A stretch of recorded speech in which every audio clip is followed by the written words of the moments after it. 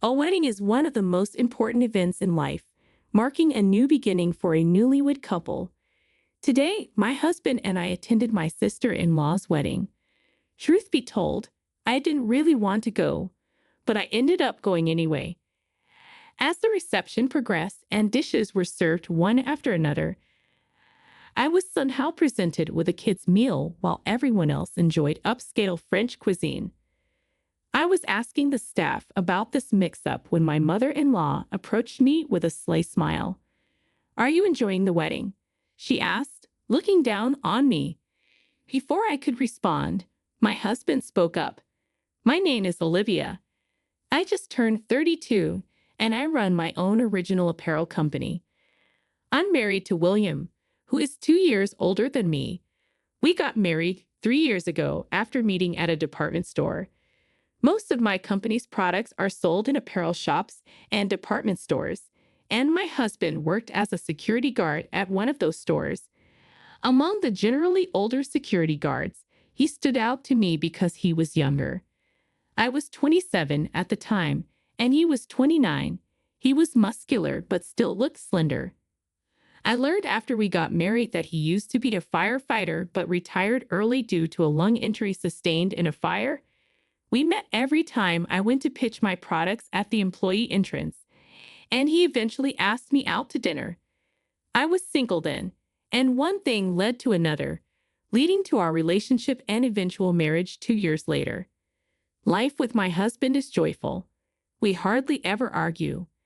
However, the challenge is that we're both busy with work and have little time together.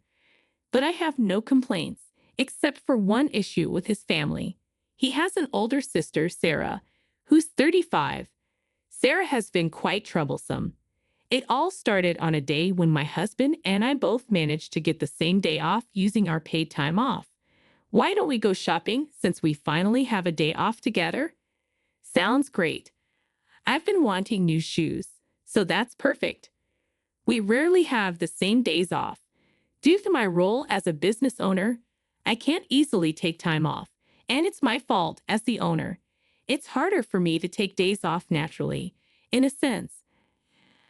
Have the least priority taking days off. Plus, my daily tasks often keep me busy until the morning, so I usually miss my husband when he leaves for work. But when we were finally set for a date, our doorbell suddenly rang at 7 a.m. Who could it be at this time? My husband grumbled as he went to answer the door. "Hurry up and open up." Someone was yelling. "Sis," he exclaimed, and I followed him to the door. When we opened it, there stood my sister-in-law, Sarah, with a suitcase. "Sarah, what brings you here at this hour?" We were completely baffled. With a nonchalant expression, she said, "Let me stay here for a while, okay?" "Excuse me, what do you mean, sis?" Naturally, we were perplexed. She had just shown out of the blue asking to stay, as if it was the most natural thing. So we asked, "Why? What's going on? You didn't even tell us you were coming." "Well, I'm getting married soon, and the venue is close to your home. It's a hassle to come all the way here for venue inspections and dress fittings. Then I remembered you both lived around here," she said and started to barge in. I immediately objected. "Wait, we finally have a day off together, and we were about to go out." Hearing this, Sarah's face suddenly brightened. "Oh yeah, we're going shopping," she said, getting excited. My husband and I exchanged a look. Don't tell me you're planning to come with us?" I asked hesitantly. "Why not? Is there a problem?" she retorted defiantly at her audacity. My husband and I were dumbfounded. Then she added, "I want to go look at baby stuff. I want to make sure I'm ready for the baby." She seemed all set to tag along, taking the lead while we stood frozen at the entrance. "Come on, let's get ready. We'll leave by 9 a.m. How are we going? By car?" My husband's face darkened at her self-centered attitude.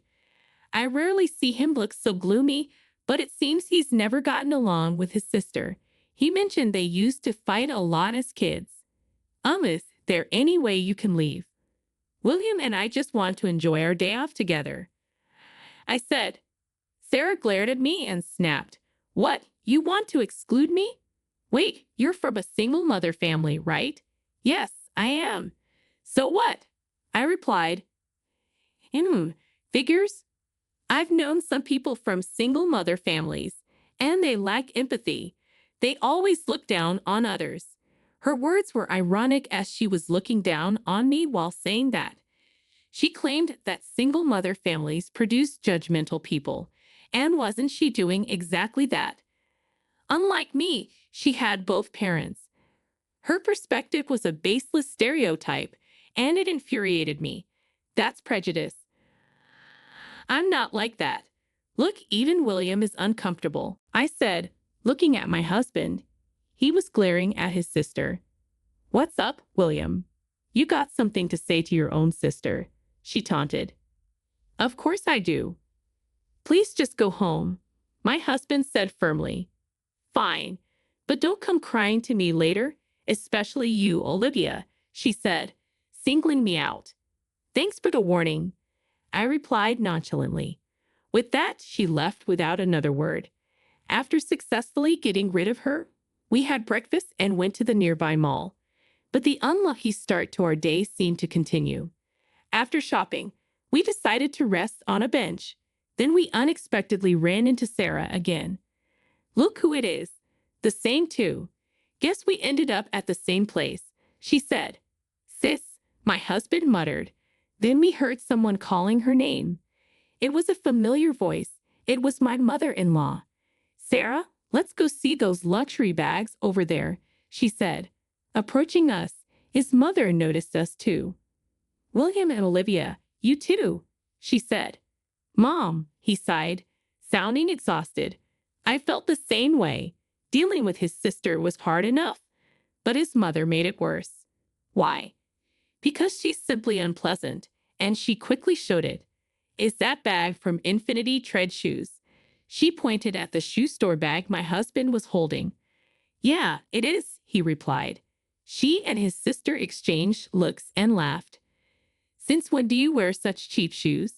Look at our matching luxury brand shoes. William, choosing the wrong partner brings misfortune, she said, their contemptuous gaze mostly directed at me. It was clear I was the main target of their disdain. You talking about me? I asked impulsively. Hannah, I wonder if we are, my sister-in-law replied, dodging the question. She hurled insults at me. Then my husband interjected. Enough, Mom. Your consistent bragging about wealth has always been embarrassing and annoying.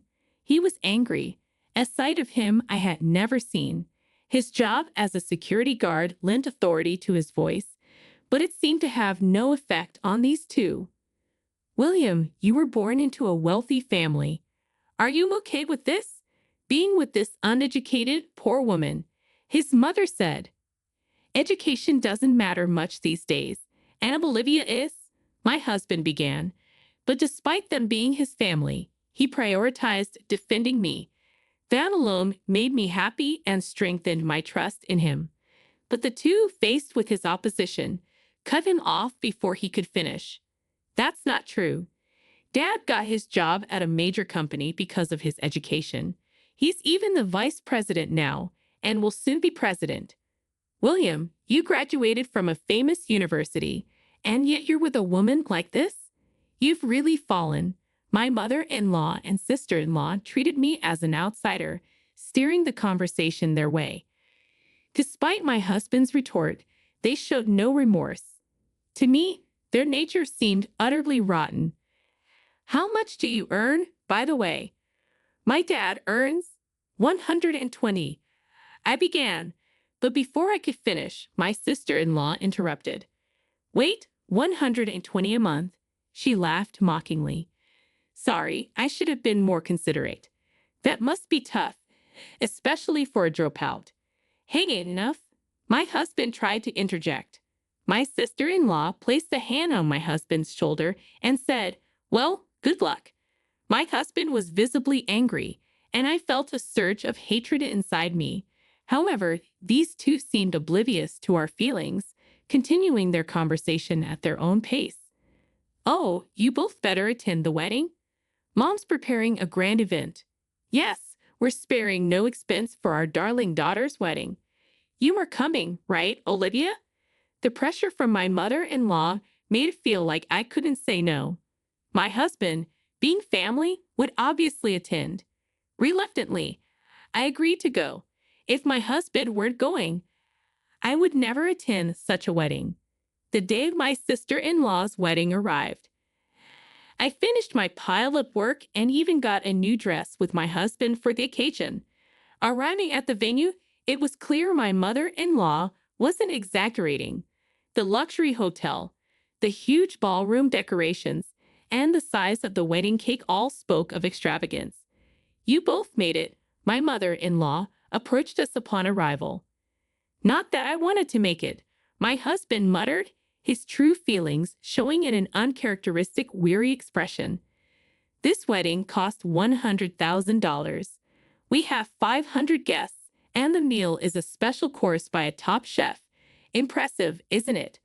Only we could do this, she boasted, looking down on everyone. Passers-by only offered polite, light smiles and nods. I was appalled by her need to flaunt her status. Why didn't you spend this much on our wedding? My husband asked, reflecting our reality. Our wedding was modest, costing $20,000. It was a simple wedding with only relatives and a few friends invited, but I was still happy with it. I was content, but in terms of treatment, it was indeed unfair. After all, my husband is her blood-related son. What are you saying?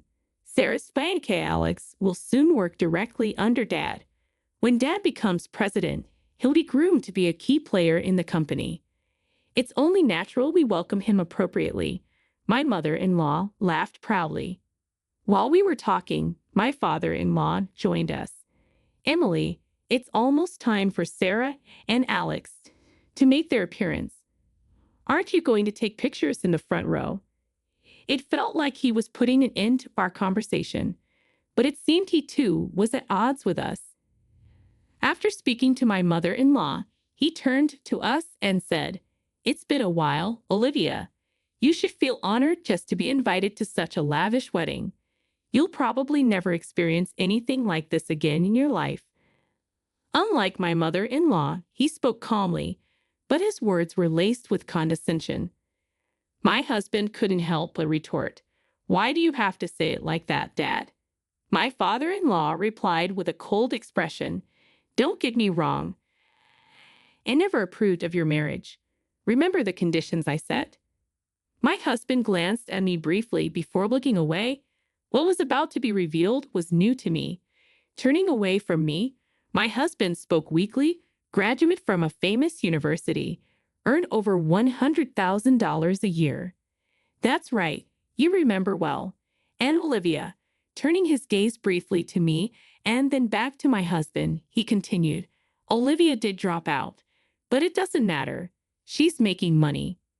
Before my husband could finish, my mother-in-law interrupted, shouting, "Daniel, look, Sarah has finished changing into her second dress." She shouted loudly, drawing attention. If it weren't her daughter's wedding, such behavior would surely have warranted complaints for being disruptive. Others glanced at her, forcing smiles. Called by my mother-in-law, my father-in-law said, "We'll talk about this later," and left the scene. My husband murmured, "Olivia is much more amazing than you think, Dad," as he watched his father leave. I felt comforted knowing he thought so highly of me. No matter what, he was on my side. That truth alone lifted my spirits more than anything. When the bride and groom appeared, the hall erupted in applause. The feast began with my sister-in-law's announcement. "We have a special course prepared by a top chef today. Please enjoy it." After her words, the wait staff began serving the food. However, my mother-in-law and a server were arguing close by. "Are you sure about this?" "Yes, just do it." "I understand," the server replied, looking uncomfortable. I soon realized this was the preparation for a prank on me. With the large number of guests, serving the food took time. When my meal finally arrived, I was taken aback. Huh? In front of me was a kid's meal. I immediately asked the server, "Excuse me, but there must be a mix-up." I questioned calmly, despite thinking such a mistake was unusual. The server looked at me uncomfortably, the same one who had spoken with my mother-in-law earlier. "Can you replace it, please?" I added as the server remained silent.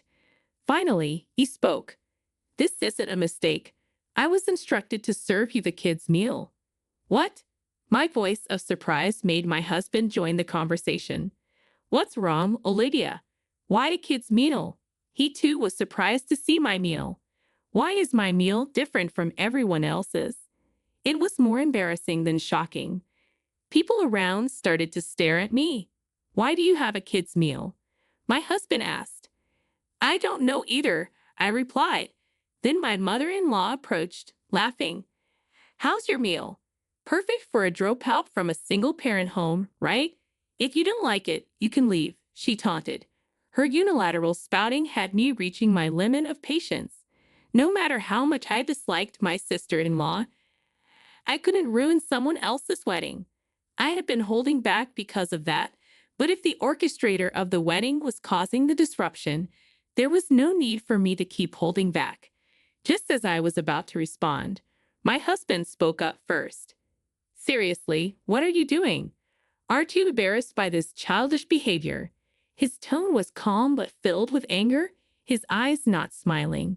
I had never seen such a cold expression from him, as if he was looking down on an inferior creature. "What childish behavior? What are you talking about?" My mother-in-law feigned ignorance, but my husband didn't let her get away with it. "This, everything. Why serve a kid's menu to an adult? It's obvious Olivia wouldn't order such a thing," he said. My mother-in-law retorted, her face turning red. "Marrying a poor woman, and you dare to talk back to us? You've become a mere commoner since you married her, away from our elite path." What a terrible way to speak. Though the notion that wealthy people are superior exists everywhere, my mother-in-law seemed to exceed that by far. I interrupted their conversation and spoke coldly to her. "True, I did drop out. That's because my parents passed away before I could finish middle school. But now I'm the president of a company." "President? I bet it's nothing significant," she sneered, unrelenting. Seeing this, I sighed. "I didn't want to do this because it's so childish," I muttered, prompting a curious look from my mother-in-law. "What exactly do you do?" she asked arrogantly, thinking she was in a superior position. It was disgusting to see such an attitude. "Daniel's company is Solar Burst Innovations, right?" "Yes, that's right, and he'll be the next president," she replied proudly. "Is that so?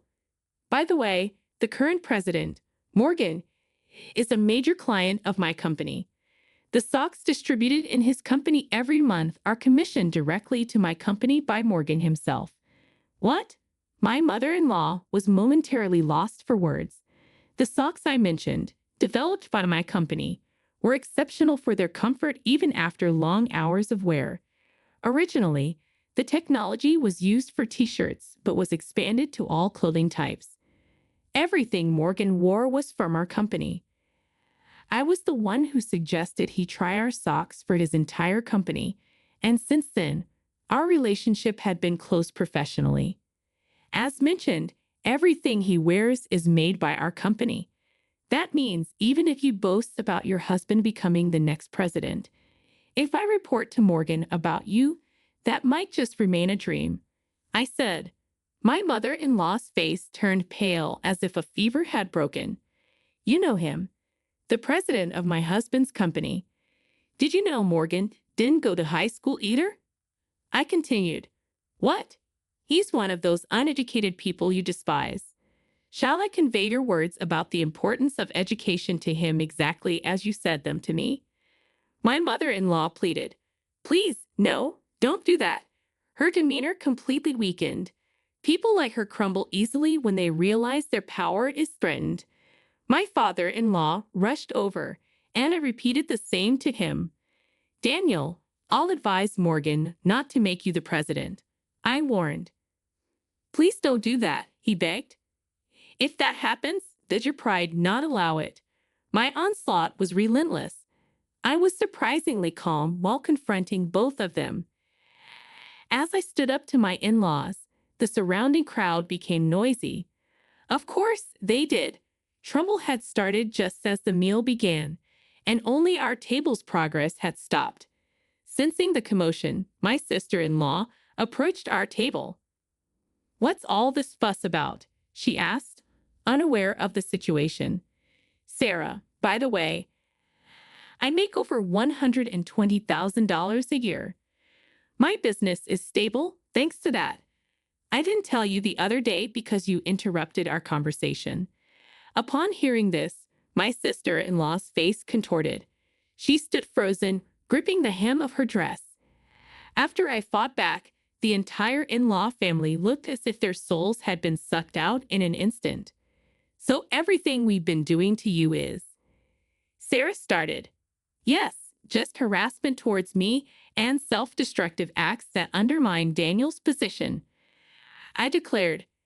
As I said this, my mother-in-law suddenly changed her attitude and knelt on the floor. She clasped her hands together. "I'm sorry, please, I beg you. Forgive me." I wondered if she had any pride left at all. Her readiness to get on the floor so easily seemed almost refreshing, but it still wasn't a reason for me to forgive them. "No, I won't. You've judged and insulted people based on their appearances. You should face the consequences. Please, we've almost used up our savings for this wedding. If I don't become president and get a higher salary, we'll struggle financially," my father-in-law said, following my mother-in-law's example by getting on the floor.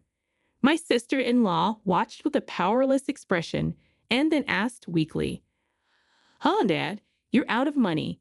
"Yes, and used all I had for this wedding as a gift to you too," he replied. "What about our honeymoon funds?" "Alex's promotion." Her voice trembled. She was only lamenting her worsened position, disliking being brought down from her pedestal. It was all about her own convenience. She wasn't trying to solve anything by herself, always depending on others. "Wait, you boasted about being wealthy and were planning to go on your honeymoon using your parents' money. How shameful," I said. "What did you say?" my sister-in-law retorted, but she had nothing more to say. To all three of them, I declared, real wealthy people and celebrities don't brag about themselves. In other words, you're all just fakes. Know your place. My harsh words completely disheartened them, and my husband murmured his admiration. After that, the wedding was no longer feasible, and we suddenly had free time. We left the pitiful wedding venue of my sister-in-law. Later, I explained everything to Morgan. "Got it. So it wouldn't be fun for you if Daniel became president, right?" "To be frank, yes." "Don't worry. I won't forgive Daniel for insulting you, nor will I make him president. Maybe I should transfer him to an overseas branch." Morgan laughed as he said this. A week later, my father-in-law rushed to us. "Please convince Morgan to cancel the overseas transfer." His face was filled with desperation. Apparently, Morgan was seriously working to transfer my father-in-law to another branch. When I heard it was Brazil, a half-day flight away, I almost burst into laughter. In the end, Morgan didn't cancel the request, and my father-in-law, unable to go to Brazil, seemed to have resigned from the company. Additionally, there was a big commotion involving my sister-in-law's fiancé due to recent events. First, the wedding turned into a complete mess. Then the promised position at my father-in-law's company fell through when he resigned. My sister-in-law's fiancé originally worked in Italy. He moved to America for the wedding only to be caught up in this absurd drama. In the end, my sister-in-law's marriage was called off, and she was in great shock. She ended up in the hospital. My mother-in-law, affected by the downfall of my father-in-law and the mental breakdown of my sister-in-law, lost all her hair and now looks like an old woman. As my husband said, the lives of these three people who freely insulted others lost their shine in an instant, like a diamond that turns out to be just a lump of carbon. The wealthy life of my in-laws was nothing but a facade of pretense. Life can hinge on a single event, influencing the future. This applies equally to both good and bad events. This was indeed such an occasion, I believe. As for me, I'm using my savings to prepare for building my dream home with my husband. While my in-laws' lives were becoming more difficult, my business was generating more and more profits. Moreover, perhaps due to things settling down, I'd become pregnant. With financial stability and a growing family, we must seem like celebrities to my current in-laws. Still, I made a promise to myself to live happily with my husband and our future child, never becoming arrogant no matter what.